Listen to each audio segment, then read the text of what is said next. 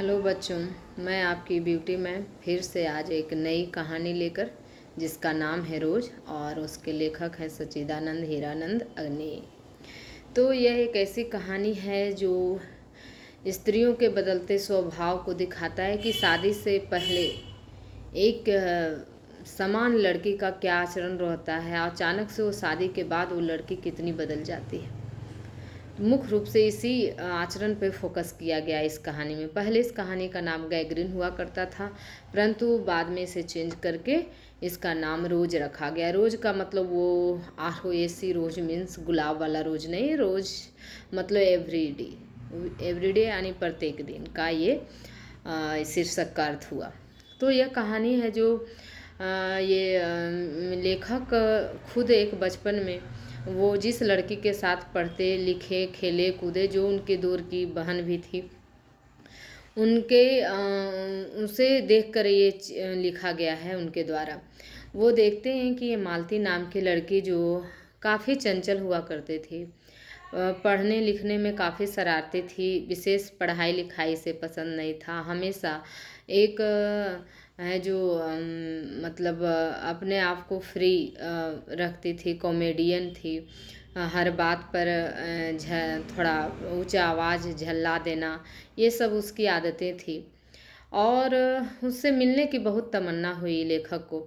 तब वो शादी उसकी हो चुकी है अब, और एक डॉक्टर के साथ मालती की शादी होती है। और वो काफ़ी रूरल क्षेत्र में, मतलब ग्रामीण का ऐसा, मतलब जो हाँ पहाड़ी इलाका में वो एक डिस्पेंसरी डॉक्टर थे।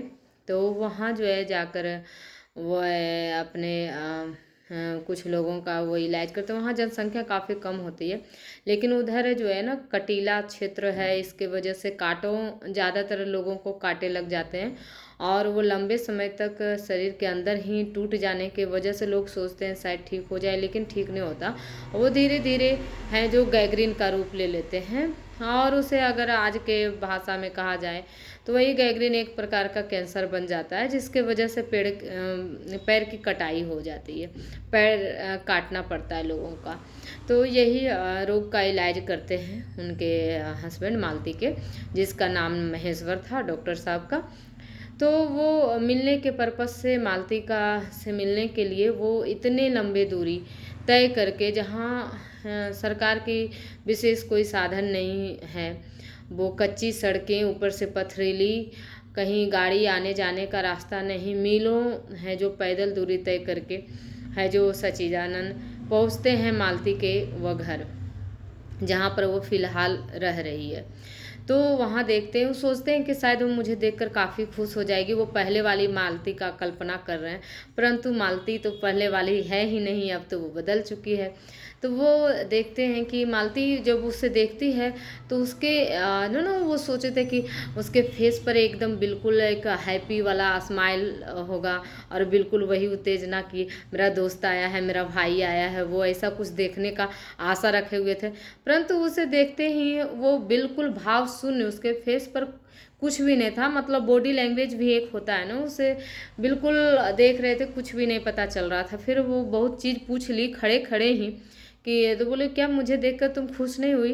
तो बोलता है नहीं ऐसी बात नहीं, तो क्या मुझे अंदर आने नहीं कहोगी? तो वो अंदर बुलाती है ना। अब उसका एक बच्चा भी हो गया, उसका नाम टिट्टी है। तो वो उसे बोलते हैं कि वो पंखा झलती है, खाना बनाती खिलाती है, लेकिन सब वो जैसे मानो कि एक टाइमली एक जो है ना एक मशीन के समान मालती चल रही थी। जैसे टाइम से वहाँ है जो चापाकल वगैरह ये तो नहीं था, पानी का साधन नहीं था, वो एक टाइमली आता था पानी, वो घड़ी की टिक टिक आवाज़ के साथ वो चल देती थी, कब पानी आएगा उसके अनुसार चलती थी। बाकी जब खाली टाइम होता था, उसके पास कोई काम नहीं होता था, तो वो भाव शून्य थी बिल्कुल। उसके जैसे लगते थे उसके मन से कोई आवाज़ नहीं आ रहा है, कुछ नहीं, बिल्कुल भाव शून्य जो होता था ना, फेस पे एक बॉडी लैंग्वेज होता है, बिल्कुल शून्य था उसका। तो ऐसे में वो कुछ भी, लेखक को लगा कि मैं ही लगातार बोले जा रही हूँ और बोले जा रहा हूँ, ये कुछ भी जवाब सिर्फ हाँ नहीं और सर हिला कर दे रही थी। खाना भी खिला रही है तो बस पंखा झल रहा है, वो खा रहा है, खुद बोल रहा है लेखक, लेकिन वो कुछ भी रिप्लाई नहीं पड़ रहा है उसे। मालती के द्वारा विशेष। तो वो हम फिर कुछ कुछ बोलने पे वो बोलती है, जवाब देती है। आते हैं उसको लगता है कि मालती बहुत चेंज हो गई है उसे। फिर उसके पति के आने के बाद वह जो देखती है कि उसका पति जो है एक आम लेकर आते हैं, और वहाँ क्या है ना कि पैसे रहने के बाद भी बहुत कुछ मिल नहीं रहा था। कि ऐसा नहीं, गांव में सारे चीज़ हैं, लेकिन वो ऐसा गांव था जो पहाड़ी क्षेत्र था, वहाँ कुछ उपजता भी नहीं है सही से। तो ऐसे में एक आम लाते हैं, वो कागज़ के टुकड़े में लपेटे हुए पेपर का, वो पेपर आम रख देती है, और उस पेपर को बहुत ही, उस टुकड़े को इस तरह से पढ़ती है जैसे हमारे लिए हमारा है जो धर्म ग्रंथ है, जो बाइबल, कुरान या महाभारत, रामायण, जो भी सभी धर्म का अपना अपना ग्रंथ है जिसे पूजनीय समझते हैं हम लोग, बिल्कुल वैसा। और वो तब उसे लेखक को लगता है क्या ये वही मालती है जिसे किताब कॉपी देखकर चिढ़ लगता था, और उसे पेज को फाड़ कर वो उड़ा दिया करती थी, पढ़ने में बिल्कुल मन नहीं लगता था, इसे काफ़ी शरारती थी। ये क्या वही मालती है, उसे आश्चर्यजनक लगता है ऐसे ये सब बदलाव देखकर। तो वो काफ़ी इंटरेस्ट है इसमें, उसको देश दुनिया में क्या हो रहा है ये जानने का, उसे कुछ पता नहीं चल रहा है यहाँ। तो वो पढ़ती है उस टुकड़े को, पेपर के टुकड़े को। फिर वो उसके पति जब आते हैं तभी वो खाना खाती है, नहीं तो जब तक इंतज़ार करते रहती है। इतनी शालीनता और इतना लड़कियों का यह स्वभाव है ना। फिर उसका एक बच्चा है, बस रोए जा रहा है भी, तो भी ये भाव शून्य है, खाना बना रही है तो बना रही है, फिर उठती है तो उसे गोदी लेती है। मतलब गजब है। वहाँ एक लेखक ये कहता है कि अगर लंबे समय तक मैं टिक जाता तो वो घर जैसे लग रहा था सुनसान, एक मतलब एक होता है ना सुनसान आत्मा से बिल्कुल घिरा हुआ था, है ना।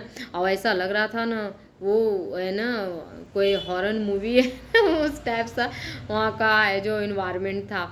और ये मालती बिल्कुल है जो एकदम वो ऐसे ही उसका एक रोल निभा रही हो। तो इसे लग रहा था कि अब नहीं, अब तो मैं भी इसका हिस्सा बन जाऊंगा, इस तरह से यहाँ की शांति मुझे है जो निगल जाएगी पूरी तरह। शांति नहीं इसे कह सकते हैं, चुप्पी है ना, ये एक चुप्पी जो सन्नाटा है वो निगल जाएगा। जिस तरह से मालती को निगल गया मुझे भी निगल जाएगा लंबे समय तक मैं अगर टिक गया तो मालती का पूरी तरह से कहानी ये देखकर है जो चकित है अग्नेय। और वही चीज़ लिखा है कि शादी से पहले और शादी के बाद स्त्रियों में काफ़ी बदलाव आ जाते हैं। मालती जो कहीं पूरी तरह से एक स्वतंत्र लड़की का वो छवि लेकर वो गया था, जिसका ठीक विपरीत वो पाता है। तो इस पर पूरी तरह से वो दिखाया गया है कि किस तरह से उसमें चेंजिंग आता है। That's all and clear. Bye. आशा है आप लोग एंजॉय किए होंगे। इसी तरह सब्सक्राइब कीजिए, लाइक कीजिए। ओके बाय, फिर मिलेंगे।